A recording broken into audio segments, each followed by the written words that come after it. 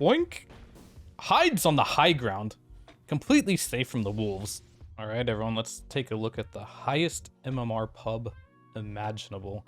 This game is nearly 11k MMR average, sitting at 10.8k MMR average, insanely high. Each player in this game close to 11k MMR. So let's see what the best players in the world can show us in this pub game. So as far as players in the game, let's take a look. So we have Supreme, 9, V-Tune, Skeeter, Snaking, no one. This is going to be Owie. The Night Stalker is FN. And I think the only player that we don't know who it is going to be the Dawnbreaker. And Murphy's Law, that's also Save. So, a lot of pro players in this game. No one going mid on the Void Spirit against what I believe is going to be 9. Yeah, 9 playing the Lycan mid. And then the off lane here, we're going to have Owie playing the Shadow Shaman and FN on the Night Stalker. And then on the safe lane, we do have V-Tune on the Faceless Void and Supreme on the Oracle. 11k, by the way, we don't know who he is, but he's not lying by his name. I'd see him queue up and I'm like, he's uncalibrated, but this is an 11k MR average game, so he just might be 11k. Laning with Save on the Rubik against, I believe that is Skeeter. Yep. Skeeter on the safe lane, Wraith King, and Snaking. Some Tundra action here for the safe lane of the Dire. So unlike my normal analysis where I focus a lot on team decision making, coordination, and communication, this is a pub game. I'm just gonna focus mainly on individual outplays, laning stage, and execution of pretty much individual players. So Dawnbreaker, definitely a hero right now that is gaining tons of popularity. It's pretty much first pick in every region of the DPC. It can be played in every single role. I've seen it 5, 4. I mean, I can just count all the numbers. 1, 2, 3, 4, 5. Yep, it can play in every single one of those roles. Quite powerful. You can either play with the Aghanim's build and the Holy Locket and play as a support, or it can just be a hard carry and go for the Deso Shard build and play around your Starbreaker. One of the most interesting lanes for me here is going to be 9 versus no one. Two very, very strong mid laners. Playing in a matchup which I have not played a lot of mid recently, but Lycan mid used to do extremely well against the Void Spirit in the past. Get a couple levels, you have the sustain, and you can just trade with the Void Spirit, no problem with your Feral Impulse region. As far as laning stage, anything interesting going on? Void just has a Midas queued up here with the high skill bash there. And that is V-Tune, one of the better CIS carries. Always been impressed by his play by watching Eastern Europe. Let's see Owie here going for the headdress build, making sure to give his Night Stalker a lot of regen. He may not even have to buy any regen laning into Void. A smart little play here. He actually doesn't have to buy regen, going for the armlet. Probably will go into the shard after. That's one of my favorite Night Stalker builds. The shard restores your HP and mana. Combos incredibly well with the armlet build, because you get that self-sustain for the HP lost but drained by the armlet. Outside of that, looking at the laning stage, so far this has been, a game that hasn't been ruined from level 1, so laning stage is also really good here. Or even, I should say. No kills have yet to be happen.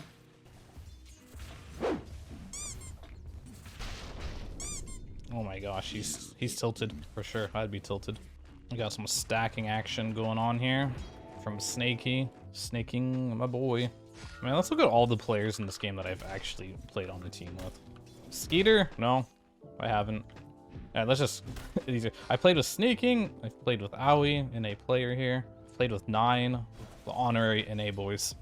Which should be Skeeter too. If I would have played professionally a bit longer, I probably would have ended up playing Skeeter at one point. So your boy Faceless Void here is incredibly sad. I mean, I have to attribute this a lot to that Radiant's lane here is incredibly weak. Oracle, not a support you see a ton of anymore. Oh, it just hit nighttime. Owie went in with the shackles, knowing it's about to turn nighttime. And then John Dunbar, aka FN, goes in and gets a kill. 25-5 on the CS board with First Blood. This Night Stalker looks to be out of control. So this is why you don't pick Oracle right now in this patch. This hero is incredibly weak in lane. And then when you pair him with a Void who's also weak, they don't have any ways of harassing. You'll see here that Owie just bought a headdress. And I don't think he had to buy any regen whatsoever on Night Stalker, so he pulled a really fast Helm of Iron Will. Now he's invincible in this lane. Add First Blood on top of it, This guy is going to have incredibly fast armlet timing. Speaking of the mid lane, it looks like no one will be getting a bit of an advantage here on his Void Spirit.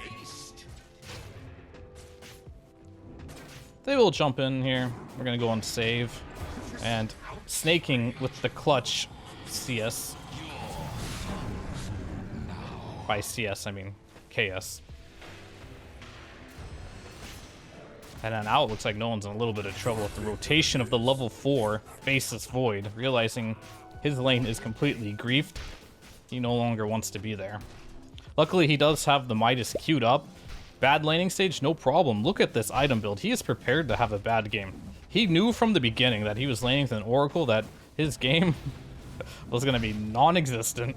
So he's making his own game. He's hustling out here.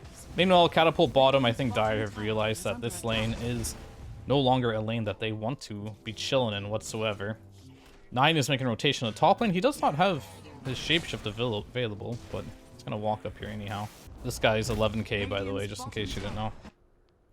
And Shadow Shaman is in with level 2 Shackle skilled. Gonna run up. No silence, but I don't think that's necessary. This guy is level 3. And then excellent KS there by Owie. I approve of that. Night Stalker, he's eating enough. You gotta share that bread. So for now, Dire looks like after the laning stage are looking quite strong, but there is a Faceless Void in the game with the Midas. You'll see him steadily climb up that net worth. He does have Chrono available too, but who is going to make the plays on his team? Just a reminder, this is an 11k, nearly 11k average MMR game. You cannot find a higher MMR game if you tried. I'm tired of my low MMR pubs. I want to be in a high MMR pub. This is the cream of the crop here. You will not find a higher MMR average game to just check out and see how the pros are playing. So Void's just chilling down here. Not much is happening. This Night Stalker does have armlet available. Man, I can't talk enough about like how smart like Owie's build here is to do the headrest versus laning versus 2 of weak harassing heroes. Even if they're strong at harassing, it's just a good build. Just feed Night Stalker some tangos, allow him to get that really fast armlet up in the game. As far as item builds go here, a little early on in the game, not a lot happening. Lycan did go for, you know, the traditional Helm of the Overlord. Nothing surprising. Void went the Midas. I'm sure he's really happy with the Midas. And Dawnbreaker is going for a BKB rush. Then the Wraith King also has no boots armlet, just hitting up the jungle, picking up the neutral items that are flying from the corpses of the neutrals. Not a huge fan of this Faceless Void pick this game. I didn't actually see which order they picked in, but they don't have a ton of damage for Chrono. So he has to be his own damage at some point in this game, because they have like Oracle, Dawnbreaker ulti, but this does not really do that much damage. Lycan can't go in there, so he's mainly going to be playing around the time dilation in the fights here. Snake King trying to leech level 6 here so he can have his golem online. Both teams just farming. The net worth advantage has not been going up for Dire, so this Midas paying off a little bit, and I think Lycan's doing a lot of work here in keeping the net worth close, getting close to his Vladimir's. 10 minutes in the game with the Helm of the Dominator. Not too bad. Owie tries pushing up bottom lane, TP's immediately to the mid lane as they try to make a rotation here. They drop the Serpent Wards, being protected. It's because they do have the Golem available here. Golem is available. He stole Serpent Wards on save here, which might save the tower. They're a little in a strange position here. Night Stalker ult is running right now, and it looks like Owie will be going down because 9 is rotating in with his Helm of the Dominator. Shadow Shaman not very fun to play against Pod, that's for sure. Stomp, beautiful by 9 here, putting his team on his back, killing both supports, which is pretty much the objective of his hero. But plays like these, when you have like a later lineup, you know, there's a Void Spirit mid versus Lycan mid. Generally speaking, Lycan will scale a bit better, and Faceless Void is a really weak laner, so if you can buy him time, he will become much stronger. It looks like no one is sitting here. Invisible right now, he's going for the deny, and no, doesn't get it. Good attempt though. Big shout out to my boy 9 there. He used to run the mid Lycan back when we played together too. This is a man that can play many heroes and play them well, while we're at it. So you want to play Oracle, you say? Okay. Did that save Oracle? No, that didn't do anything. He's 11k though, by the way. Don't question it. Immediately after wasting spells, they're running in the mid lane. Skeeter is here. backed up with Snaking and Owie. And then no one on his Void Spirit. Realizing they wasted spells there, and Oracle TP'd out, and then right in. Here we go. Got wards in 4 seconds, but he has phase boots. Probably won't use the ward trap. Following up the stun. Alright, is he gonna dive? Yes, he is. But do they have the damage for this? I doubt it. And then I hear a shapeshift coming in from the backline. 9 jumping in with the Helm of the Overlord ready. Clap it. Clap him. He's a little hesitant to go on. He will kill him. He needs to get the clap. There you go. Clapped him. Killed both supports again, because that is his job after all. He needs to get bashed. He's thinking about chronoing, but he doesn't need to yet because he has 3 charges of time dilation. Going for the perma bash. Doesn't hit. Keep in mind, it is daytime, so nothing is happening here. Radiant completely outplaying Dire here. And yet again, you got to give shoutouts to 9 on his Lycan. This Lycan pick is really good this game. Both supports, they want to sit in the back, but they cannot deal with this hero. And that's like the best time to pick Lycan. It's when you can just kill the supports. It's not about killing the cores as Lycan. That's not your job. Your job as a Lycan is to kill supports. So here's like Warlock, Skywrath, Shadow Shaman, Lion, all these type of heroes that are super squishy int spellcasters that don't have like some AoE control. Like there's exceptions where Lycan isn't good, and that'll be a verse like Wyvern. But in this game, oh, looks like they're gonna find the Lycan here. They're gonna drop the wards on him, drop the Night Stalker. This is all during the Roshan attempt here, where he's taking with his creep. Who's gonna get the Aegis here? It looks like Save with the Soul and Serpent Wards is going to get the Aegis. So Rubik, now with the Aegis. Good jump onto 9 there. 9 not respecting the power of Dire. A lot of high MR players in this game. A lot of big brains. Team coordination isn't always something that's going to be the high... Oh no, not like this. Not like this. You have the Aegis, my friend. You shouldn't be here. You shouldn't be here. Oh my gosh, no. And it looks like this will be the end of the Aegis. Save stealing the Aegis. Or I guess he's just took it because no one else wanted it on his team. Pretty weird sequence of events there, I'm not gonna lie. Wraith King going for a very aggressive build here. It's interesting to see like how these high MR EU carries, they're putting a lot more emphasis on being active and not being greedy. So going straight into Blink after the armlet. I remember there was a patch not too long ago. Well, it looks like Skeeter's gonna bait here a bit. Chronosphere is on cooldown. And it looks like FN will be running in with this Night Stalker. Shard is available. We talked about the Shard Armlet combination. 9 has popped its ultimate. And it looks like the Oracle will just be debating here as he goes straight in onto the supports, doing what he does best. Support number 1 down, and then straight into 9. I say 9, he is 9. I'm so confused by their names right now. That is Skeeter. Pretending to be 9. And it looks like the Dawnbreaker went in. And he will be going to the bench potentially. Oh no, he just walked it out. Snaking trying to get a couple right clicks in here, but that doesn't matter. They killed the Night Stalker on the back line. V-Tune in the middle here. Perma bashing. Fatal Bonds was stolen here by Save. And it looks like no one is going to try to get out of here, but V-Tune has read him like a book. His teammate, he knows exactly what he's going to do. Enough hours at the team house, you can read your teammates' minds. A lot of back and forth this game. This actually, didn't expect this to be like a really good game just because it was a pub, but it's actually quite a good game. And then, would you look at that? Shard on Night Stalker is going to immediately, and then Oracle.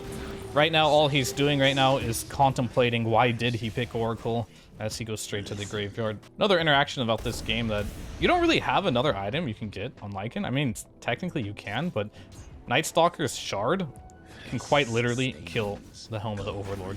I think he wanted to go this item anyway. Most Night Stalkers just value this item as being, I wouldn't say OP, but core Night Stalker item. And when you're playing versus like a beast who's going for the Helm of Overlord or a Lycan, anyone who wants to build this item, it gets like quadruple value, honestly. So 9 has to be a little careful now on how he's microing this thing in the team fights.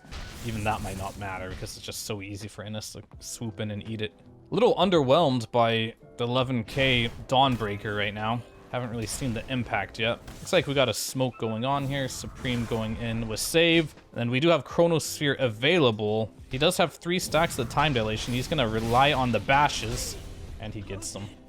V-Tune with the value Midas coming up too. Cha-ching. And he's going in hot. There's another Astral Step. Does he want to do it? He's contemplating. Realizing that he probably baited TPs. Oh, he even scans back here as well. You can see by no one here. Really high skill play there. A lot of players would have committed there and died, but he realized trading his life for this like low net worth Dawnbreaker would not be worth it. Waits for his team to arrive. Nightstalker does have ult, but it looks like Vtoon will hit an amazing Chronosphere here, followed by the Dawnel. A little bit slow, so it's not going to chain connect here. And then looks like no one will get out scot-free here. I think if Dawnbreaker chained that a little bit better, they would have ended up getting the kill. And looks like Lycan is in. Does Nightstalker want to find the opening to eat that creep? You know he wants to. But now there's going to be no shapeshift for 85 seconds. No Chronosphere either. This is a big window here for Dire. But it is daytime now, so they do have Dark Ascension for a little bit. And Oracle is going to get initiated on again and probably die here without getting spells off. Yeah, he's dead. He doesn't get a spell off. It is daytime now. But there is no Chronosphere. No one goes in as well. It looks like Rubik will be the sacrifice as he's left for dead. And why is his regen so high? What's going on? Is it just the headdress? As they chase down Vtoon, running away on his Faceless Void. 9 opts for the shapeshift cooldown. Realizing in this game they can't really kill his summon units anyway. I think that'll be really nice for him so he can use that more frequently. Because that cooldown is very similar to like Nightstalker Lycan is not very useful. He's gonna pop it right now as he sees Snaking trying to D-ward here. And Snaking will go down. Dawnbreaker still looking for that BKB. It's coming soon. And then Aoi with the outplays here. We're gonna go back and watch that in slow motion just to see how much of an outplay that truly was. Here it comes. The wolves are coming. 9 sees him. Does he care about him? No, he's going directly for the shaman. It's 21 minutes in the game. He still has the Tumbler toys. And, boink. Hides on the high ground. Completely safe from the wolves. It's beautiful. And now 9 is a little sad. He doesn't get that kill. He's got to run back. And that was the first BKB use by the Dawnbreaker. Looking at the scoreboard, Dawnbreaker's 2-1-2. Not feeding, but quite literally having 0 impact in this game. And I don't really blame him. I think he just went a bad build. I feel like BKB rush on Dawnbreaker is always going to be 0 impact. So if you are playing in the offlane, I really suggest 2 builds. 1, you play support, and you go for the Holy Locket plus Aghanim Shard build to make one of your players on team invincible, and you'll get that really fast. Or 2, if you want to play a carry, get the Death on the Shard. Play around the Shard, spell immunity, then go into the BKB. Otherwise, you kind of end up like this, where you're just a little bit of nothing. You know, you're not really good save. With no surprise here, Oracle's dead again. Please buff Oracle, Ice Frog. This hero is such a joke right now. Surprised there's still Oracle pickers out there in the world. It looks like no one here will find save. He ends up missing the Astral Remnant, Aether Remnant, but it doesn't matter. Supports will be going down nonetheless. This game has kind of been like defense of the supports, you know. Whoever can defend their supports from the Nightstalker or the Lycan tends to win these fights. I think itemizing for safety could be good as well. Wouldn't hate to see Aoi go for some defensive item. Ghost Scepter is okay. Glimmer Cape's not bad. Maybe he wants to rely on positioning and just go for a Blink Dagger. He has something coming out here. Yeah, Ghost Scepter. It's good. Snaking doing the same thing. Looks like he's going for the Glimmer Cape. And the thing about the Lycan chasing him is like, yeah, sure, 9 can carry dust, and which he should. But sometimes, if you stand so far back, he can just like send your creeps on you and just kill you, as you saw Aoi kind of jumped up here. He can't get in that range to dust you all the time, so being able to like go invisible is still valuable. And that's pretty much 9's only options right now to get kills. I'm really noticing Radiant's lineup is a lot harder to play because they don't have good stunts. They have like a Fortune's End, a Chronosphere. That's their stunts, that's it. He's gonna Shadow Amulet and AFK. Brilliant. He's looking for the high 5 while invisible, and it looks like they're gonna go straight into the disable here. He does have BKB available, and then the Dawnbreaker has yet again not had a good ultimate this game, but that's okay. He thought the threat was there. And straight into Roche they go. He has a max shackles on Rubik. This is gnarly if you can end up getting this casted in a good position, and they'll go straight into Roche. They'll get the Aegis right onto Vtoon. Nightstalker will pop ulti here. And look at Oracle, there he goes again, wishing that he was a hero in this game, but he unfortunately is not. He is just fodder. And then straight onto the supports again. The Warlock ult will drop. BKB is available for the Dawnbreaker, but so is the Chronosphere as well. Will he plan on dropping the Chrono? Does he need to? He does not. He has popped the BKB though. Now the Chronosphere is going to come out. Looks like Warlock will be slain here by V-Tune. And that looks like the Wraith King ult will also be forced here. And Aui's going in for the perma-stun here. And they are mad. And it looks like Aui will get slapped down. That's a triple kill for V-Tune, grabbing his team in this late game here and throwing them on his back, as he does with Na'Vi in official games as well.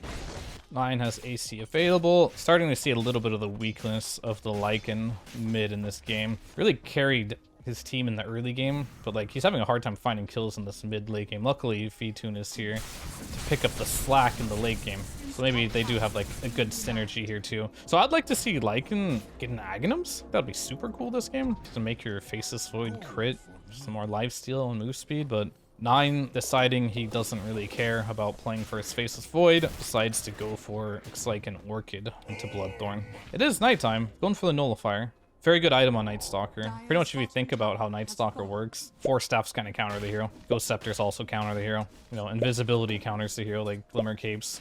So this item is very core on Night Stalker, so people cannot get out of your silence. I mean, Yules as well will no longer work too. The only thing that they can possibly do is press BKB, but not every hero is going to have a BKB available at all times. So it looks like the Dire here are just dodging this Aegis. But they're also giving time for Chrono to come back up. V-Tune going to the top lane here, smacking the tower, getting healed a little bit. Oracle having the most impact in 20 minutes right here and right now. In bottom lane, they jump the Dawnbreaker, no BKB. They drop everything, but V-Tune is in, does not get the BKB off. Will he continue to fight here? Maybe he's waiting to dodge to stun with a BKB? Yo, he doesn't need it, he's gonna bash. Bash to win. Looks like save is gonna go in here. Slow down the Wraith King. On the side here, Oracle is, of course, gonna die instantly, as usual, without getting a single spell off. But that's okay, as they continue to chase Skeeter, the fake 9. The real 9 is chasing the fake 9 here. The Orchid is being used here, and it looks like on the back line here, they might save the Wraith King. No, they are not. He is going to die. The Shadow Amulet is OP. The backline has been completely destroyed by the Night Stalker here. And will 9 be destroyed as well? Oh, he got off some spells. There's a Fatal Bonds on him, though. Does he man up? He does not. They're getting kited here as the Dawnbreaker has bought back. There's still an Aegis for 5 more seconds on Faceless Void. This might be a disastrous situation for him. There is no detection whatsoever, as Snake King just sits in the Shadow Amulet and AFK.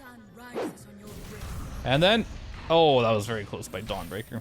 So overall, pretty good fight here for the Dire. They weren't able to get that Wraith King. They spent so much time chasing him and unable to get that last hit. And Snake King being cheeky. Oh, come on, Oracle, you can do it. You are going to get a kill this game. This is it. This is your moment. We found him. He's on the run. Get him, boys. He's rooted. He has a dust. And Snake King will be punished for his sins here for the first time.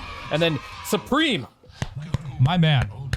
Take that, CS. You deserve it. Just for being man enough to pick Oracle in an 11k MMR average game. You deserve whatever you want, my friend. No one has finished Aghanims going into Sage and Kaya, or is this an Ethblade? I'd like to see Ethblade this game. I don't think the status resistance does that much for you in a game like this. Or is the Ethblade during Chrono literally invincibility inside Chronosphere if he manages to hit an ally with that? Let's see, does he have anything queued up? Nope. He's just gonna keep us on our toes. And then Dawnbreaker, no buyback here, is gonna get caught, calling to get back, knowing that he is out of position and dead. No buyback available as well, but it looks like after this Night Stalker ult, it will be daytime, luckily for the Radiant, as we wait for this thrilling and exhilarating conclusion of this game. 9 has gone in, and Oracle, he's pressed his Ghost Scepter to try and escape the Void Spirit, but little did he know, that item does not help at all versus Void Spirit, as he immediately gets evaporated. And Night Stalker going in, he sees victims, straight on to the Oracle. What do you know, he's dead without being able to cast a spell. No buyback available. Chronosphere is still available. Aoi goes down. He has a Refresher Orb available too. Oh, they go on him here. He's being a little greedy, trying to get the spells off. The Solar Guardian comes in, but it was way too much burst damage. And it just feels bad for V-Tune right now. He did not get the Chrono off, and I don't blame him. He wanted to get the Chrono off, then refresh, then BKB and Chrono again. But instead, he is dead for 80 seconds. And they will be going in on 9 here. He's been nullified for fun, and he is dead. And that is a team wipe for the Dire. One mistake from V-Tune, and that's it. The barracks will go down. He's got a bunch of skeletons here, helping with the push here. Tons of minus armor. Lots of right-click damage. Good news is, they do still have Refresher Orb up, and Chrono is still available. So one set of barracks is not something that completely ends this game. But I think with losing Roche here, with the Aghanims and the Aegis, I think it might be very difficult here to decide how to use your Chronosphere in this next fight. They're going to try, realizing that the game is looking bleak. And they're going directly in here. Going for a play here. BKB will be popped. An Oracle. Oh my gosh, do they save the Oracle? Is he going to get a spell off? No, he is not. He is dead. Chronosphere is used. Refresher will be used. No mana for Chrono. He'll just double BKB as he tries to regenerate some mana to get some spells off. And then he is silenced. Not knowing how to use this Chronosphere. He did actually get some spells off here.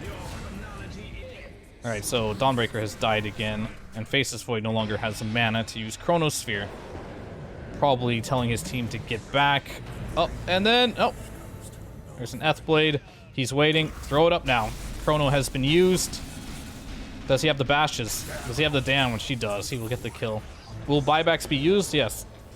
No one realizing that they have just used Refresher and Chronosphere will buy back to try and end this game, as there is a Nullifier slapped onto the Faceless Void here for fun. And it looks like save will be going down. And V-Tune in the mid lane. You have a Remnant? Nope. And then silenced to death. This is a great game, actually. It was a really good game. I think Dire completely outpicked Radiant, but V-Tune made some great plays on the map. 9 made some great plays. Save had some good steals. Didn't really feel any presence whatsoever from Oracle, and Dawnbreaker's presence was minimal. Meanwhile, on the Dire, honestly, everyone played really well on the Dire, and they outpicked them. All they needed was that one team fight to seal the deal. And that, boys and girls, is what 11k MMR average pub looks like. And this was played on EuropeWest server, the saviors of Dota 2. And if you liked content like this, let me know in the comments so I can make more stuff like this for you. And I will see you guys later.